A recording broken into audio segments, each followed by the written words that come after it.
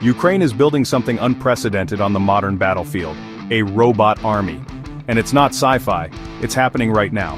Faced with manpower shortages and an enemy with far more troops, Ukraine has turned to technology.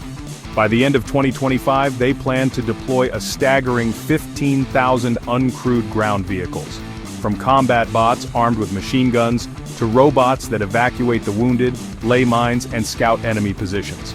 They've even created a new branch of the military, the Unmanned Systems Forces, dedicated entirely to operating drones and robots. Over 70 types of robots have been tested, and now, the most reliable are rolling out to the front lines.